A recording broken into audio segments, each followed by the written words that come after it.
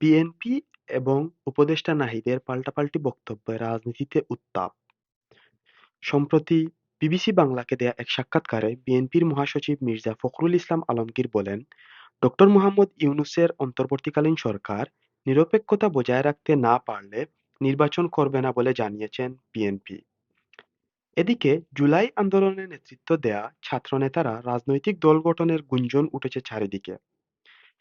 তারা নির্বাচনেও অংশ নিতে চায় বলে জানা গেছে। আর সে কারণেই তাদের প্রতিনিধিদের সরকারের মন্ত্রণালয়ের দায়িত্বে রেখে নির্বাচনে অংশ নিতে চাইলে অন্য রাজনৈতিক দল মেনে নেবে না বলে মন্তব্য করেছেন বিএনপির মহাসচিব। আমাকে একজন সাংবাদিক ভাই এই নিয়ে প্রশ্ন করেছেন যে অন্তর্বর্তীকালীন সরকার যদি নিরপেক্ষ না থাকে তাহলে একটা নিরপেক্ষ সরকার দরকার হবে নির্বাচনের সময়। তো বেশ কিছু বিষয়ে অন্তর্বর্তীকালীন সরকার নিরপেক্ষতা পালন করতে পারছে না। নির্বাচন বিষয়ে মির্জা ফখরুল ইসলাম আলমগীর আরো বলেন, আমরা তো চাই দ্রুত ইলেকশন, যৌক্তিক সময়ের মধ্যে সংস্কার করে দ্রুত সময়ের মধ্যে জাতীয় সংসদ নির্বাচন। তার এই মন্তব্যের তীব্র নিন্দা জানিয়ে ফেসবুকে পোস্ট করেন উপদেষ্টা নাহিদ ইসলাম।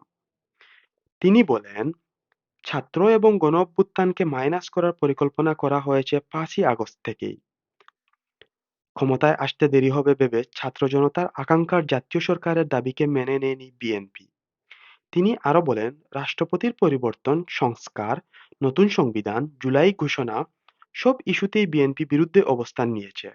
অথচ এগুলো কোনোটিই ছাত্রদের দলীয় কোনো দাবি ছিল না। পাল্টাপাল্টি এ ধরনের বক্তব্যকে ঘিরে রাজনীতিতে তাই চলছে উত্তাপ।